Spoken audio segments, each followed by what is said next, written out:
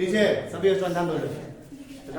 एक देखो आज का क्लास, कल का क्लास में हम एटॉमिक रेडियस शुरू किए थे, नया टॉपिक है पीरियोडिक टेबल में, उसमें 3 रेडियस पढ़ाए थे तुमको। पहले क्या पढ़ाए थे? Covalent radius. क्या पढ़ाए थे? देखो दो ऐसे एटम, दो ऐसे परमाणु जिसके बीच में कोवैलेंट बॉन्ड बनता है, सहसंयोजक बंधन। एक अधातु दूसरा अधातु, दोनों के बीच में कौन सा बॉन्ड बनता है? सहसंयोजक बंधन। तो दोनों के बीच जो रेडियस होता है उसको क्या कहते हैं? Covalent radius. हम बताए थे देखो एक कोवैलेंट रेडियस में देखो एक एटम है, देखो एक एटम है, दूसरा एटम है, समझ में आ रहा? ये ओवरलैप पोर्शन हुआ, इसका इंटरन्यूक्लियर एक्सिस ये हो गया न्यूक्लियस, दूसरे का इंटरन्यूक्लियस ये हुआ, और दोनों के बीच के ये क्या हुआ? D internuclear distance. तो क्या फार्मूला बताया था? कोवैलेंट रेडियस क्या होता है? इंटरन्यूक्लियर डिस्टेंस का आधा। क्या होता है? बात समझ आ रहा है? बताया था ना कल। उसके बाद क्या पढ़ाए थे तुमको? उसके बाद पढ़ाए थे मेटालिक रेडियस। क्या पढ़ाए थे? एक मेटल है, दूसरा मेटल है, इससे रेडियस बनेगा। ये इसका इंटरन्यूक्लियर एक्सिस, इसका इंटरन्यूक्लियर ऐसे बीच से पास किया, दोनों के बीच का इंटरन्यूक्लियर एक्सिस डी ए हुआ। तो मेटालिक रेडियस क्या होता था? इंटरन्यूक्लियर डिस्टेंस का आधा। ऐसे एक और पढ़ाते भांडार वाल रेडियस। क्या पढ़ाते? भांडार वाल रेडियस किसके बीच में बनता है? नोबेल गैस के बीच में, इनर्ट गैस। 18 नंबर ग्रुप के एलिमेंट के बीच में, जो किसी से रिएक्ट नहीं करता। जैसे देखो एक इनर्ट गैस यहाँ है, दूसरा इनर्ट गैस यहाँ है, समझा? ये न्यूक्लियस हुआ, इसका न्यूक्लियस ये हुआ, ये बीच में पास किया, दोनों के बीच क्या हुआ? इंटरन्यूक्लियर एक्सिस, जिसको डी ए कहें। तो भांडार वाल रेडियस को VWR से रिप्रेजेंट करते हैं। भांडार वाल रेडियस क्या होता था? इंटरन्यूक्लियर डिस्टेंस का क्या होता था? क्या होता था? आधा। ये हम तुमको कल के क्लास में पढ़ाए थे, जो स्टूडेंट क्लब का क्लास हो रहा था उसको एक शॉर्ट में बता दिए। पीछे अब आगे देखो, यहाँ पे लिखे थे, सुनो, भांडार वाल रेडियस होता है ना और कोवैलेंट रेडियस, दोनों में किसका कौन बड़ा होता है, कौन छोटा होता है? सुनो, भांडार वाल रेडियस कोवैलेंट रेडियस का दुगुना होता है। क्या होता है? देखो आर भांडार वाल रेडियस क्या होता है? 2 into R कोवैलेंट। इसका मतलब क्या हुआ?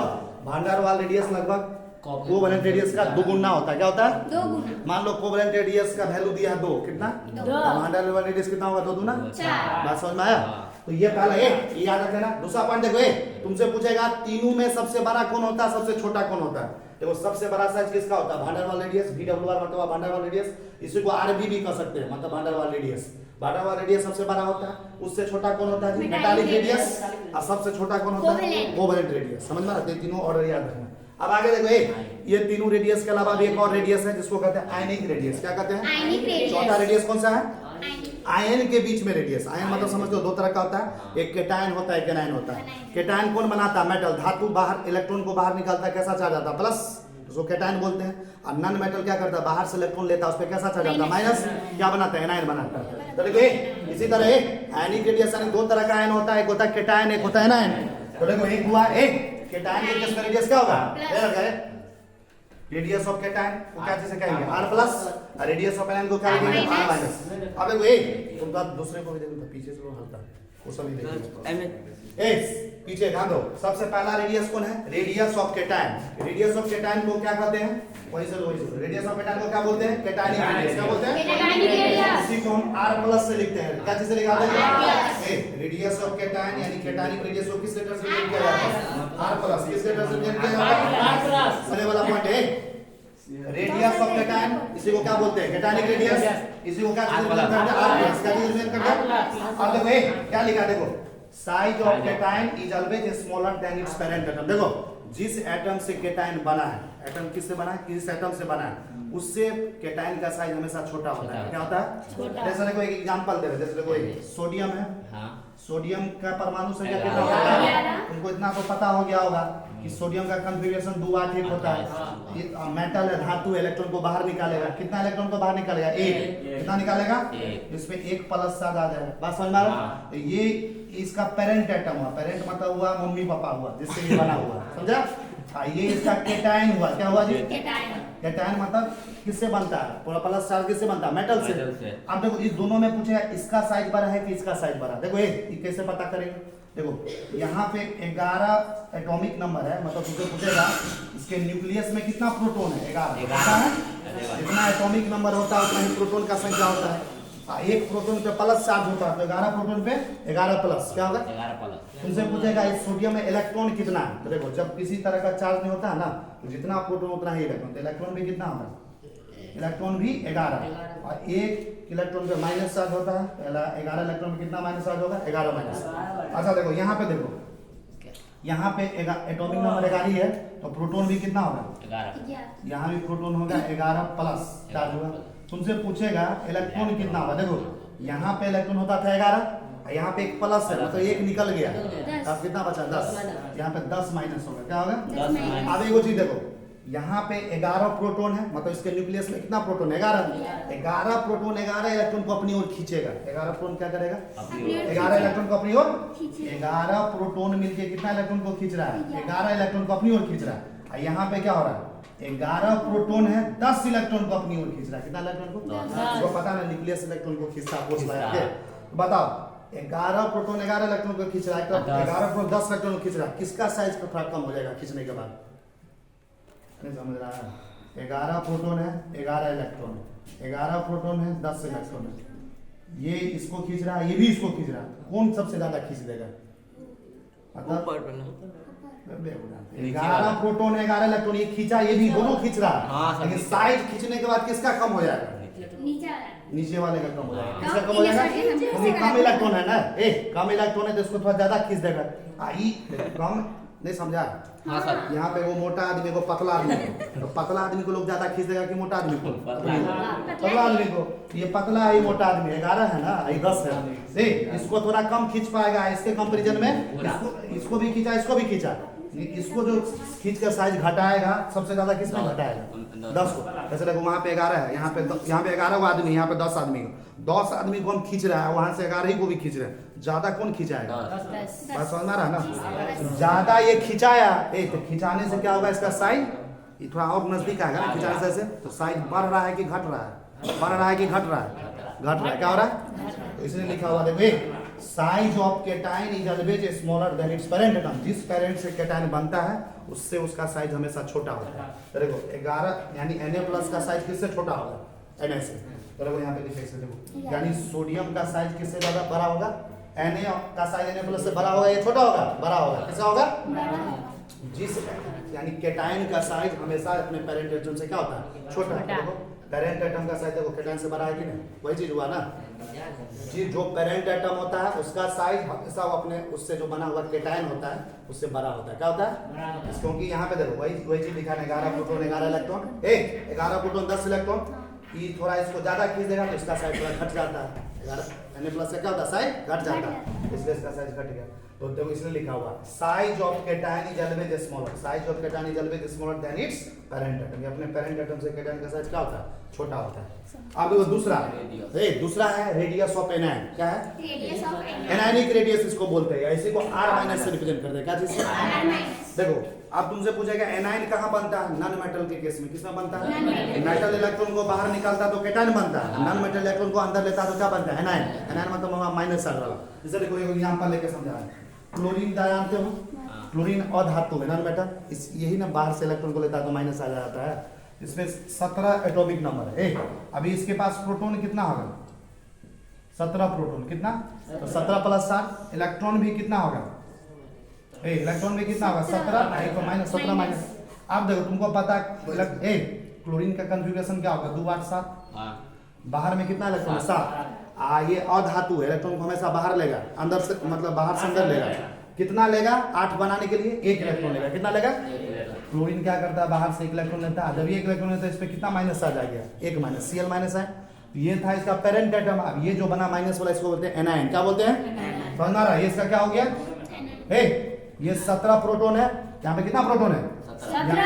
Cl माइनस आयन में अभी भी प्रोटॉन है 17+। अब तुमसे पूछेगा इलेक्ट्रॉन कितना है? यहाँ पे 17 माइनस था, 1 इलेक्ट्रॉन और आ गया तो 17 में 1 और आ गया तो कितना होगा? यहाँ पे 18 माइनस कितना आ गया? आप तुम सोच के देखो, वही वाला कंसेप्ट लगाना। यहाँ पे 17 प्रोटॉन मिलके देखो नहीं, 17 प्रोटॉन मिलके 17 इलेक्ट्रॉन को खींच रहा है। यहाँ पे 17 प्रोटॉन मिलकर 18 इलेक्ट्रॉन को खींच रहा है। ज्यादा कौन खिंचाएगा? ये खिंचाएगा ना। तो खिंचाने से साइज बढ़ेगा कि घटेगा? घटेगा। अगर तुमको खींच के यहाँ लिया तो घट न गया। तो बताओ कहने का मतलब सुनो, ये पेरेंट है, ये इसका एनायन है। पेरेंट का साइज हमेशा एनायन से छोटा होता है, यानी एनायन का साइज पेरेंट से बड़ा होता है। वही सी बता दी। मतलब पेरेंट का साइज एनायन से क्या होगा, छोटा। यहाँ से भी कह सकते हो एनायन का साइज पेरेंट से क्या होगा, बड़ा। तो देखो वही लिखे, size of anion is always larger than its parent atom. Anion का साइज हमेशा पेरेंट से क्या होगा, बड़ा होगा। तो देखो Cl माइनस n का साइज दिखाया गया ना, बड़ा। ये साइन समझना आता है, ग्रेटर का साइन होता है लेसर का, नहीं आता ऐसा, बड़ा छोटा। Cl माइनस n का साइज क्या है यहाँ पे, बड़ा है, किससे, Cl से। वही लिखाएगा size of anion is always larger than its parent atom. देखो यहाँ पे 17 प्रोटॉन 17 इलेक्ट्रॉन, 17 प्रोटॉन 18 इलेक्ट्रॉन, समझा दिए। अब आगे देखो यहाँ पे 2 क्वेश्चन दिया गया, कितना क्वेश्चन, एक पीछे ध्यान दो, 2 क्वेश्चन दिया है, इसको तुमको सॉल्व करना। देखो the atomic radius of atom A, मान लो कोई एटम ए है जिसका एटॉमिक रेडियस कितना दिया, 1.74। देखो एंगस्ट्रॉम, इसको क्या पढ़ते हैं, एंगस्ट्रॉम। ये जो लिखा रहता है ए के ऊपर में 0, इसको पढ़ते हैं एंगस्ट्रॉम। क्या पढ़ते हैं, तो पहले बता दिया, 1 एंगस्ट्रॉम बराबर होता है 10 के पावर माइनस 10 मीटर। 1 एंगस्ट्रॉम में कितना मीटर होता है, 10 के पावर माइनस 10। फिजिक्स में हम लिखा हुआ है सब चीज, समझ में आ रहा है? तो देखो कोई एटम ए है जिसका रेडियस कितना दिया गया, 1.74 एंगस्ट्रॉम। क्या पूछ रहा था, रेडियस ऑफ इट्स केटायन, करा उसके केटायन का रेडियस बताओ। एटम का रेडियस दिया हुआ है, उसका क्या बताना, उसका केटायन का। तो जब ये केटायन पूछ रहा तो समझ में आ गया, वही मेटल होगा। कौन होगा, धातु होगा। अरे धातु है ना, केटायन बनाता है। तो अब इसका रेडियस केटायन का कैसे निकालेंगे, देखो पहला ऑप्शन दिया हुआ 1.74, दूसरा ऑप्शन में क्या दिया 2.1, तीसरा में क्या दिया 1.4, चौथा में दिया 3.6। कौन आंसर होगा, देखो एटम का रेडियस 1.74 है ना, एटम का रेडियस 1.74 है, और केटायन जो भी बनेगा उसका रेडियस हमेशा उससे छोटा होगा। क्या होगा, क्या पढ़ा है, देखो एटम जिससे एटम जिससे केटायन बनता है, केटायन से रेडियस बड़ा होता है ना, केटायन का रेडियस एटम से क्या होगा, हमेशा छोटा होगा। क्या होगा, छोटा, बताया ना अभी। तो देखो एटम का रेडियस है 1.74, तो केटायन जो बनेगा उसका रेडियस हमेशा 1.74 से कम होगा। 1.74 से ऐसा तो सुनो, तो ऑप्शन में 1.74 से कौन पाला, 1.7 तो इस इसको बराबर हो गया, 2.4 से बड़ा हो गया, 1.4 से बड़ा हो गया, छोटा कौन हो गया 1.4। तो कौन आंसर हो जाएगा 1.4। कैसे खटाखट आंसर बन गया जी। वो जो रेडॉक्स रिएक्शन जो तुम्हारा 30 क्वेश्चन दिख रहा था, फूक देगा उड़ जाएगा जब हम पढ़ा देंगे तब। लेकिन उसके लिए तुमको इंतजार है, उसके लिए तुमको इंतजार करना पड़ेगा, उसको हम बहुत बढ़िया से पढ़ाएंगे। क्वेश्चन में कोई दम नहीं है, बहुत हल्का क्वेश्चन सब है। ऑक्सीडेशन स्टेट निकालना भी सिखा देंगे, सब क्वेश्चन बन जाएगा। देखो यार क्वेश्चन नंबर 2 क्या लिखा हुआ, देखो the covalent radius of an atom is 0.5। देखो क्या लिखा है, क्वेश्चन पढ़ो ध्यान से। किसी भी एटम के कोवैलेंट रेडियस दिया एटम का कितना 0.5। क्या दिया हुआ है, कोवैलेंट रेडियस दिया एटम का कितना 0.5। 4 तरह का रेडियस हम तुमको पढ़ा है, एक है कोवैलेंट रेडियस, एक है मेटालिक रेडियस, एक है भांडर वाल रेडियस, और एक आज पढ़ा है एनायनिक रेडियस। क्या पढ़ा है, जिस स्टूडेंट का पिछला क्लास अब छूट गया था कॉपी में नोट कर लेना, वीडियो लेक्चर देख लेना। वीडियो लेक्चर हम डाले हुए हैं ना, उसमें पूरा समझ में आ जाएगा। देखो तो एक फायदा तुमको होता है, कभी किसी कारण से एब्सेंट हो जाता है तो वीडियो लेक्चर से तुम सुन भी लोगे, लिखा हुआ रहेगा तो पूरा समझ में आ जाएगा। देखो तो कह रहा है कोवैलेंट रेडियस एटम का कितना दिया होगा 0.54 एंगस्ट्रॉम। क्या पूछ रहा है, इसका भांडर वाल रेडियस क्या होगा। कोवैलेंट रेडियस दिया हुआ है, हमसे क्या पूछ रहा है, भांडर वाल रेडियस। देखो ये वाला, देखो अब ये लिखा हुआ, देखो क्या लिखा हुआ, भांडर वाल रेडियस होता है ना, हमेशा कोवैलेंट रेडियस का क्या होता है, दुगुना। क्या होता है, दुगुना। पर क्या लिखा है, भांडर वाल रेडियस कोवैलेंट रेडियस का क्या होता है, दुगुना। कोवैलेंट रेडियस कितना दिया है 0.54। 0.54 का दुगुना करो, 0.54 को 2 से गुना करो, 4 दूना 4 दूना कितना हुआ, 4 दूना 1.08 कितना आ गया 1.08 हुआ इसका दुगुना। तो इसके लमसम में जो भी होगा ना ऑप्शन वही होगा आंसर। 1.04 जो इसके लमसम में होगा इसके लगभग डी सुनो ये है इसके बराबर, ये तो नहीं होगा, ये होगा। अच्छा बताओ ये होगा नहीं, ये होगा, सही बात। 1.04 1.05 कुछ भी दे देता उसके लमसम में, आंसर कौन होगा, दूसरा का आंसर कौन होगा जी 1.04। समझ आ गया कैसे बनेगा। आगे देखो ये आप देखो एक सबसे इंपोर्टेंट पॉइंट लिखा है यहाँ पे, ये देखो इससे क्वेश्चन काफी आता परीक्षा में, फैक्टर्स अफेक्टिंग एटॉमिक साइज और एटॉमिक रेडियस। देखो ये अभी जो हम टॉपिक डाले थे विजय, इससे क्वेश्चन आप जो पढ़ाएंगे ना, जितना टॉपिक लिखा है इससे खूब क्वेश्चन आता है, सब ध्यान दो। एटॉमिक साइज और एटॉमिक रेडियस को कौन ऐसा फैक्टर है जो इफेक्ट करता है, कौन ऐसा कारक है, कारण है जो प्रभावित करता है। मतलब पीरियड में जाएंगे तो एटॉमिक साइज बढ़ेगा या घटेगा, ग्रुप में जाएंगे ऊपर से नीचे बढ़ता है या घटता है, ये कैसे पता करेंगे, क्वेश्चन पूछता है परीक्षा में, किसी भी एलिमेंट का पूछ सकता है। देखो तो सबसे पहला फैक्टर देखो क्या लिखा है, factors affecting atomic size atomic radius. Atomic size या एटॉमिक रेडियस को अफेक्ट करने में सबसे पहला फैक्टर कौन है, जेड इफेक्टिव। कौन सा फैक्टर, सबसे पहला फैक्टर कौन है, जेड इफेक्टिव। सबसे पहले पढ़ा दिए तुमको effective nuclear charge, screening effect में पढ़ा थे। तो देखो एटॉमिक साइज में सबसे पहला फैक्टर काम करता है जेड इफेक्टिव। क्या काम करता है? अब देखो Z effective is used in a period only. देखो एक दो चीज होता है, एक होता है ग्रुप, एक होता है पीरियड। क्या होता है? पीरियोडिक टेबल में दो चीज होता है ना, एक ग्रुप होता है, क्या होता है? पीरियड। देखो पीरियड 7 को पीरियड है, कभी भी बाएं से दाएं जाएंगे, किसी भी पीरियड में लेफ्ट से राइट, लेफ्ट से राइट जाएंगे। और ग्रुप में क्या आता है? ऊपर से नीचे, टॉप से बॉटम। तो जेड इफेक्टिव फैक्टर जो है, जेड इफेक्टिव फैक्टर का इस्तेमाल हमेशा पीरियड में किया जाता है। किसमें किया जाता है? पीरियड। जेड इफेक्टिव फैक्टर का क्या इस्तेमाल ग्रुप में कर सकते हैं? जेड इफेक्टिव फैक्टर का इस्तेमाल हमेशा किसमें करेंगे? पीरियड में। पीछे ध्यान दो टोपी। जेड इफेक्टिव फैक्टर का इस्तेमाल हमेशा पीरियड में करेंगे। देखो पीरियड में जब तुम लेफ्ट से राइट बढ़ोगे, बाएं से दाएं की तरफ बढ़ोगे, कहां बढ़ेंगे? बाएं से दाएं। जब कभी भी किसी भी पीरियड में तुम बाएं से दाएं बढ़ोगे, जैसे देखो फर्स्ट पीरियड में आगे बढ़ो, सेकंड पीरियड बढ़ो, चौथा पीरियड में जैसे देखो पोटेशियम है, शुरुआत हुआ पोटेशियम से, पोटेशियम से किस पे जा रहे हैं? कैल्शियम पे, कैल्शियम से किस पे जा रहे हैं? सेकेंडियम पे। किसी भी पीरियड में तुम बाएं से दाएं, यहां से शुरू हो बाएं से दाएं बढ़ोगे तो जेड इफेक्टिव का मान बढ़ता है। जेड इफेक्टिव का मान क्या होता है? ये एरो ऊपर की तरफ है, ईएस लगा के, मतलब इंक्रीज।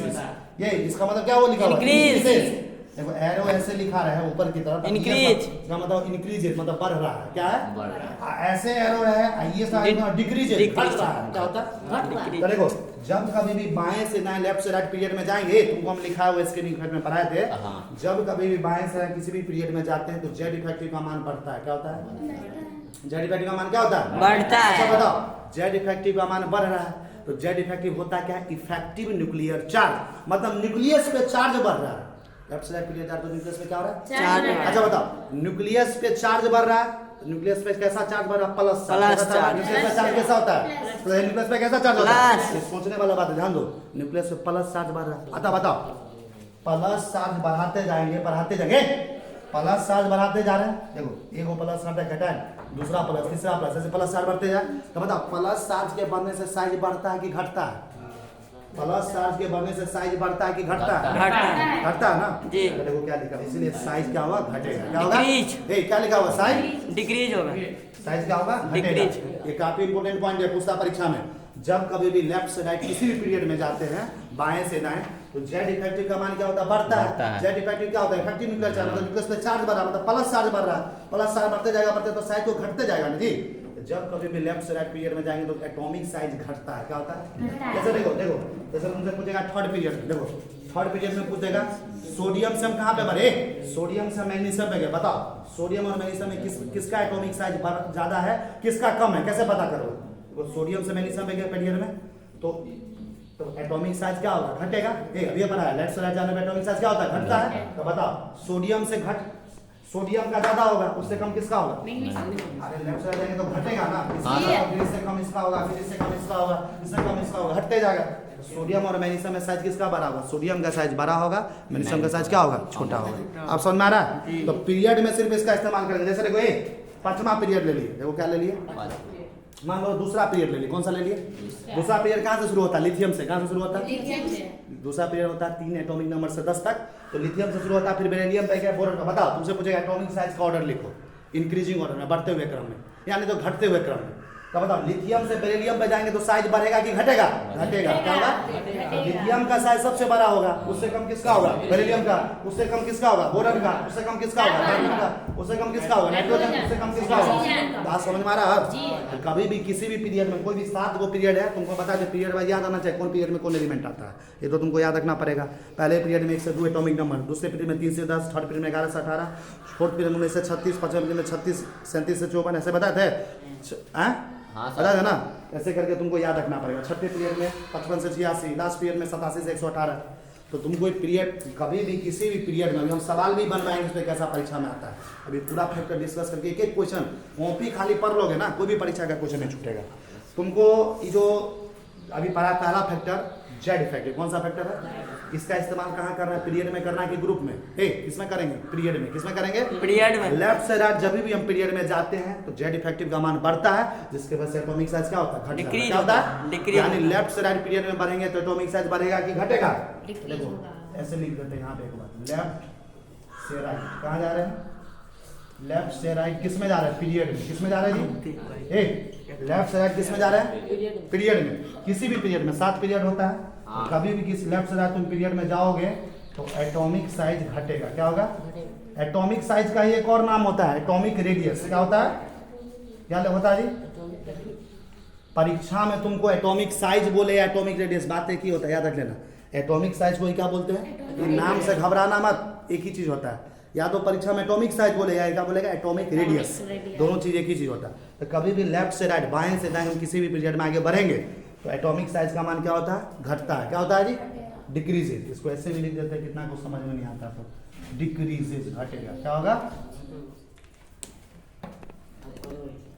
चलो इसको इसको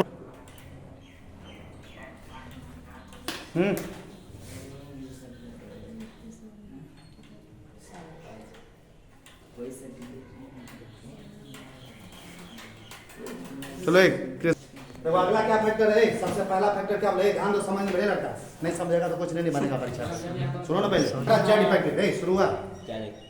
पहला फैक्टर कौन था, जेड इफेक्टिव। कहाँ काम करता है, पीरियड में। कहाँ काम करता है, 60 पीरियड होता है। किसी भी पीरियड में तुम बाएं से दाएं जाओगे, जेड इफेक्टिव का मान बढ़ता है, जिसके वजह से एटॉमिक साइज क्या होता है, घट जाता है। कहने का मतलब लेफ्ट से राइट किसी पीरियड में जाएंगे तो एटॉमिक साइज घटेगा या बढ़ेगा, घटेगा। क्या होगा, देखो दूसरा फैक्टर है नंबर ऑफ सेल्स। कौन सा फैक्टर है, आईएस फैक्टर किस में काम करता है, ग्रुप में काम करता है। किस में काम करता है, देखो किसी भी ग्रुप में हम जाते हैं ना तो ऊपर से नीचे आते हैं, टॉप से बॉटम। क्या बोलते हैं, जैसे देखो पहला ग्रुप है, पहला ग्रुप में हाइड्रोजन से लिथियम पे ऊपर से नीचे आ रहा है। सेकंड ग्रुप में भी देखो ऊपर से नीचे आ रहा है, थर्ड ग्रुप में भी ऊपर से नीचे आ रहा है, चौथे ग्रुप में भी ऊपर से नीचे आ रहा है। कोई भी 18 ग्रुप है, किसी भी ग्रुप में ऊपर से नीचे की ओर आते हैं तो कौन सा फैक्टर काम करता है यहाँ पे, नंबर ऑफ सेल्स। अच्छा बताओ, सेल जैसे देखो पहला ग्रुप है, ध्यान दो तो इस पे, देखो क्या बोल रहे, पहला ग्रुप है, अरे दूसरे को भी देखना। हाँ, पहला ग्रुप से किस पे आ रहा है, देखो हाइड्रोजन से किस पे आया, लिथियम पे। हाइड्रोजन किस पीरियड में था, जब ये लिथियम पे आए ग्रुप में तो किस पीरियड में आ गया, दूसरा। तो देखो पीरियड नंबर किसके बराबर होता है, सेल के। किसके बराबर होता है, जितना पीरियड होगा उसमें उतना सेल होगा। देखो हाइड्रोजन में एक पहला पीरियड में तो कितना टोटल सेल होगा, एक। और लिथियम पे गए तो कौन पीरियड में, दूसरा, कितना सेल होगा, 2। लिथियम से सोडियम पे गए, सोडियम में कितना सेल होगा, 3। पोटासियम पे कितना सेल होगा, 4। रुबिडियम में टोटल सेल कितना होगा, सेल समझते हो ना, ऑर्बिट जिसमें इलेक्ट्रॉन रहता है।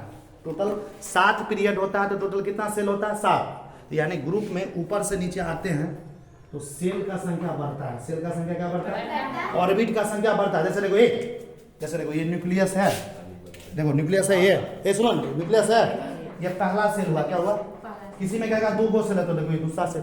मान लो ये दूसरा एटम है, ये दूसरा एटम है, इसमें 3 सेल है। कितना सेल है, 3 सेल। कोई तीसरा एटम है इसमें 4 सेल है मान लो, तो बताओ ये पहला सेल 2 सेल हुआ, ये 3 सेल हुआ, 4, किसका साइज बड़ा होगा, ये चौथा सेल वाला ना। देखो ना इधर, सेल बढ़ जाता है तो साइज क्या होगा, बढ़ जाएगा। तो न्यूक्लियस से दूरी बढ़ गया, यानी इसका एटॉमिक साइज क्या हो गया, बढ़ गया। एटॉमिक साइज किसको बोलते हैं, न्यूक्लियस से आउटर मोस्ट इलेक्ट्रॉन का दूरी। न्यूक्लियस से किसका दूरी, आउटर मोस्ट सेल का दूरी, वही ना कहलाता है एटॉमिक रेडियस।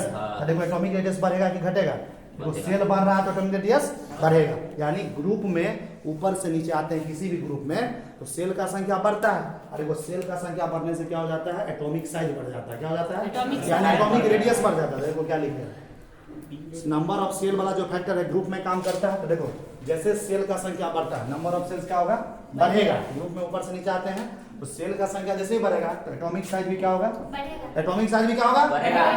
एक चीज क्लियर हो गया, ग्रुप में ऊपर से नीचे आते हैं किसी भी ग्रुप में तो एटॉमिक साइज बढ़ता है कि घटता है, बढ़ता है। क्या होता है, जैसे देखो लिथियम गए, लिथियम का एटॉमिक साइज जो होगा उससे हम सोडियम पे आए, सोडियम का साइज लिथियम से बड़ा होगा कि छोटा होगा, बड़ा। सोडियम से ज्यादा किसका साइज होगा, पोटासियम का। पोटासियम ज्यादा किसका साइज होगा, रुबिडियम का। रुबिडियम से ज्यादा किसका साइज होगा, सीजियम का। सीजियम से ज्यादा किसका साइज होगा, कैल्शियम का। बात समझ रहा, तो ग्रुप में ऊपर से नीचे आते हैं तो साइज बढ़ता है कि घटता है, यानी एक क्लियर पीरियड में लेफ्ट से राइट बढ़ते हैं तो साइज घटता है। लेफ्ट से राइट पीरियड में जाते हैं तो एटॉमिक साइज क्या होता है, घटता है, क्योंकि जेड इफेक्टिव बढ़ता है। और दूसरा ग्रुप में किसी में आते हैं तो सेल बढ़ता है, जिसकी वजह से साइज भी क्या होता है, साइज भी क्या होता है, ग्रुप में बढ़ता है। देखो यहाँ पे क्या लिखा है, atomic size is directly proportional to number of cells. यानी नंबर ऑफ सेल बढ़ाएंगे तो एटॉमिक साइज बढ़ेगा, नंबर ऑफ सेल घटाएंगे तो एटॉमिक साइज घटेगा। अब देखो तीसरा फैक्टर क्या है, जेड इफेक्टिव। जेड इफेक्टिव वाला पहला फैक्टर में तो था ही, इसमें जेड इफेक्टिव किसके लिए है, प्लस चार्ज और माइनस चार्ज के लिए। देखो जेड इफेक्टिव तुमको पहले बता दिए, पॉजिटिव चार्ज के डायरेक्टली प्रोपोर्शनल होता है, लिखा थे कि नहीं, और नेगेटिव चार्ज के क्या होता है, इनवर्सली प्रोपोर्शनल होता है। बात समझ आ रहा, तो ये भी फैक्टर कभी कभी काम करता है, प्लस और माइनस चार्ज वाला एटॉमिक साइज का ऑर्डर निकालने के लिए।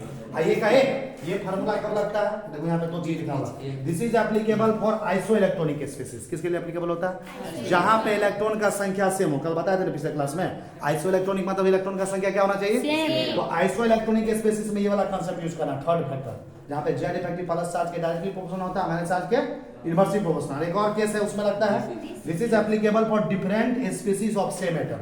अगर एक ही एटम का अलग अलग स्पेसीज, देखो एक सवाल बनवाए थे पीछे स्क्रीनिंग इफेक्ट निकालने के लिए, n plus n minus n, याद आ रहा है? O plus O minus O, ऐसा कुछ बनाए थे। तो सेम एटम का अगर अलग अलग स्पेसीज हो तो उसके लिए भी ये फार्मूला लगता है। तो ये दोनों फार्मूला लगेगा, ये फार्मूला कब लगेगा? ये दोनों केस में। तो सवाल जो है, जब तुमको सवाल बनवाएंगे ना एटॉमिक साइज या एटॉमिक रेडियस पे क्वेश्चन कैसा कैसा आता है, पीरियड में अगर दिया रहेगा तो कैसे लिखेंगे ऑर्डर, ग्रुप में लिखा रहेगा तो कैसे ऑर्डर लिखेंगे, आइसो इलेक्ट्रॉनिक स्पेसिस कितना तरह का सवाल पूछेगा, पीरियड वाइज पूछेगा, ग्रुप वाइज पूछेगा, आइसो इलेक्ट्रॉनिक का केस पूछेगा और सेम एटम का डिफरेंट स्पेसिस, 4 तरह का सवाल पूछ सकता है ऑर्डर लिखने वाला। कल के क्लास में इसमें कैसा कैसा सवाल आता है और भी चीज इसके कंसेप्ट जो भी है तुमको कल के क्लास में इसका एटॉमिक रेडियस यानी एटॉमिक साइज जो अभी आपका कंसेप्ट चल रहा था, इसको हम नेक्स्ट क्लास में आगे फिर और डिस्कस करेंगे।